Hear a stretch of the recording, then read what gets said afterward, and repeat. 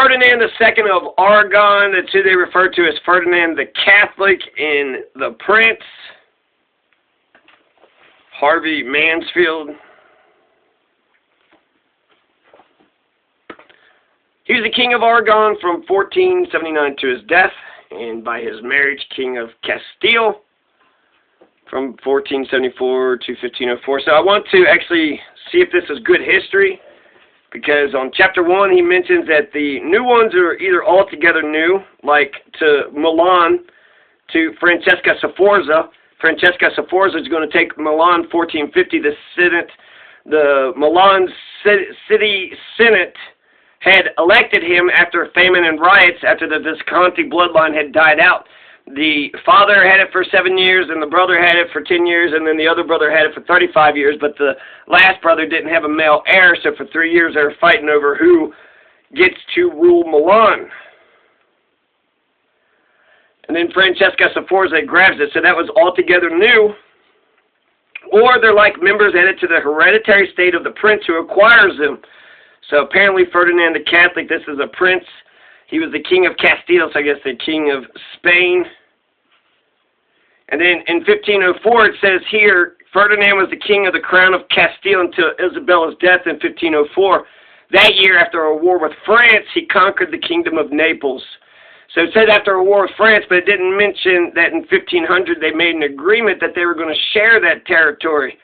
But no, Ferdinand reneged on that deal. Didn't say that he reneged on it, but that's what he is saying here, that the Kingdom of Naples is a brand new principality, but it's going into the King of Spain, so it's got both brand. It's not altogether new, right? Because it's going to a different prince, but the Duke or whoever that rules Kingdom of Naples, that'll be new to him. So that's good history by Niccolo Machiavelli. I want to do a quick little introduction. So this was banned. This is a banned book. And if actually you want to start out with the Enlightenment, just start out with the banned books by the Catholic Church, the Prohibitorium Index, whatever, library. The banned books, the Catholic banned book list, which was passed in 1559. So the Catholic Church says these are the books that are terrible. And what books were on this list? Just, all the scientific progress, the people that said that the sun was in the middle of the solar system and it wasn't the earth, and, we were just a part of nature. We weren't actually the masters of nature. So everybody, Kepler, Kant, Giordano Bruno, Thomas Hobbes, these are all on the banned list. The Catholic Church in 1559 says you cannot read the Prince. You cannot read the Prince. You cannot read the Prince. You cannot read Kepler, Kant, Bruno, Hobbes, Denis Diderot, Hume, Rousseau, Dumas, Jean-Paul Sartre, Montesquieu, Voltaire, Milton, Spinoza, Bacon. These are all the heroes of the Enlightenment. Descartes. This is I think therefore I am. That's the founding of the Enlightenment. So the Catholic Church, and it's going to be ironic because the Prince was published in 1513 with papal privilege, whatever the fuck that means. But apparently it was, with the permission of the Catholic Church, but I bet you because the Medicis were popes back and forth, and he's just talking about, the Prince, people want to make it seem like he's, nefarious and all these terrible things, but he's amoral. He's talking about the strategies and tactics of power, and power is a tool. So a person can take power, use it for good, or they can take, you can take a hammer and build a house with it, or you can take a hammer and do some, damage. So power is just a tool. Power by itself, it is an elixir. It is a corrupting influence, but you can build hospitals and roads and waterways and hydroelectric dams with power. Electricity is power. Money is power. So this is amoral. He's a political pragmatist. He's a political realist. He talks about real politics. He's saying this is what works. This is what doesn't work. So because he's the father of politics, it makes him the father of politics. He's the father of political science, political philosophy, etc. Niccolo Machiavelli is the father of political philosophy, father of political science. He's the father of politics.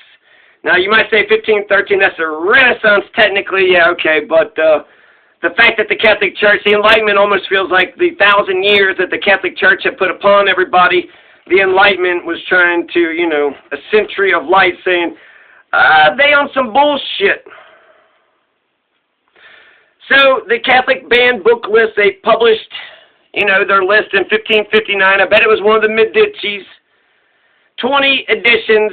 They stopped publishing it in 1966. Pope Paul VI stopped it. So 1966, they just stopped it fucking 60 years ago. So they've been trying to ban books, burn books like Nazis, right? No. Well, we have the truth. We have a monopoly on the truth. You can't read on your own and gain information for yourself. So yeah, 20 editions from, what, 1600s, 1700s, 1800s, 1900s. The Catholic Church says, you better not read this. You better not read this, or Giordano Bruno, or Copernicus, you know, the scientists, none of the people that said, hey, why are things the way they are? Don't read those people. They are. So, yeah, The Prince is probably one of my favorite Enlightenment books. I would include The Wealth of Nations. It's right up there by Revolutions, Copernicus Revolutions, Adam Smith's Wealth of Nations, and Jean-Jacques Rousseau's Emile. So, let's talk about Machiavelli. Who is Machiavelli? So Machiavelli, he's actually going to get tortured. He's going to get tortured by the Medicis. He was part of, I don't know, they said he was a part of the conspiracy, but they couldn't convict him. And but he was arrested and tortured in prison, and then he was sent out into exile. So what is the point of The Prince? This is Niccolo Machiavelli writing a letter to Lorenzo de' Medici, because he's trying to get into good graces. He dedicates it to Lorenzo de' Medici, but it was to his father, but he died. And then his son, I want to say Lorenzo de' Medici was the third. So he writes this book, and he says, you're going to be a brand new prince. This is, you know, the tactics of how to keep power, how to, you know, how to be a good prince, how to be a good king. And he never got it. He never read it, or he read it and never gave a shit, and it never went anywhere. But it's kind of crazy that Niccolo Machiavelli is going to sit there and write a book of advice to the family that just tortured and beat him. Niccolo Machiavelli was also all about republics, loved republics, was against, you know, royalty, hereditary succession, all that. And Jean-Jacques Rousseau is actually, he thought that The Prince was satire. Diderot speculated that it was a work designed not to mock, but to secretly expose corrupt princely rule. And in The Social Contract, French philosopher Jean-Jacques Rousseau, he said, Machiavelli was a proper man and a good citizen, but being attached to the court of the Medici, he could not help veiling his love of liberty in the midst of his country's oppression. The choice of his detestable hero, Caesar Borgia, clearly enough shows his hidden name, and the contradiction between the teaching of The Prince and that of the discourses on Livy and the history of Florence shows that this profound political thinker has so far been studied only by superficial or corrupt readers.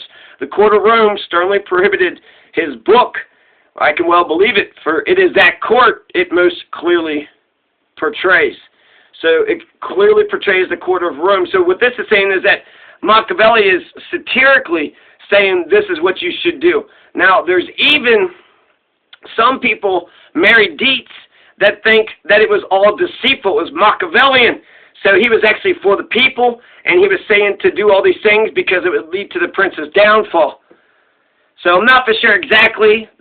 People talk about these ideas as if they are serious, but it could be satire, and it could be deceitful. He could be, you know, saying the exact opposite things, which is, you know, that's totally the adjective of being Machiavelli, being Machiavellian, right? So that, wow, is Machiavelli that Machiavellian?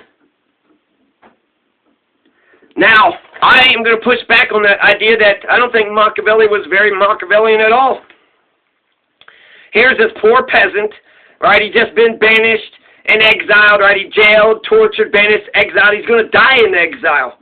So if Machiavelli was, you know, smart about power, then he should have been more Machiavellian. He died in exile. He died out of, his homeland.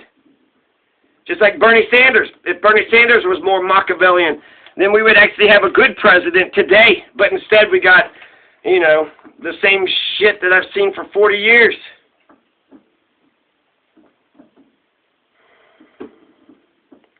So I'm going to push back on him being Machiavellian because power by itself, just like a hammer, if you just put a hammer right there, that hammer is bad. It could be, depending on how it's used. But ultimately, he doesn't say whether things are good or bad. He says that the prince was able to keep his kingdom because of A, B, and C. It's just what works. He's talking about strategy and tactics of power. He's talking about political pragmatism, political realism, realpolitik. So what does he ask, right? He asks, okay, so our fortress is good. Is it good to be in a castle and to fortify yourself? Is that good for power? How about fighting with your own arms or using an army's arms or mercenaries' arms? What about fear versus love? What is more powerful between fear versus love? Tupac, in an interview, told us, fear is stronger than love. Fear is stronger than love. So, in some respects, Niccolo Machiavelli was Nietzsche before Nietzsche. And whether or not, it's amoral. He's talking about the strategies and tactics. So you could sit there and point out to Hitler, right? You could say, Hitler praised public speaking, so therefore anybody who publicly speaks is Hitler-esque.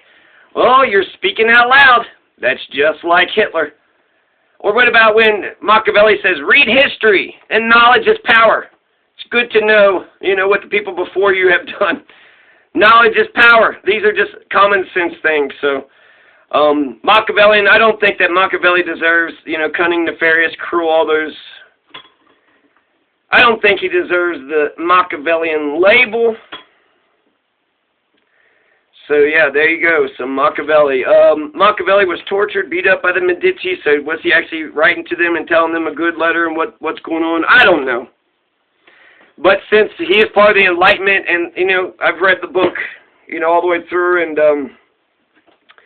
I think that their idea is worthy of thinking about and discussing. The Bible has lots of names and dates and this and that, and then they have their own analysis, and it's easy just to read a person's conclusions, but to actually look through history and say, this is what worked and this is what didn't work, that's a lot harder of a study to do. So what? He's the father of politics. Everybody should read The Prince. This is, this is the Renaissance. This is history, Italian history. This is the Enlightenment. This is political philosophy. Yeah. So there you go. There's a little introduction to The Prince. Peace.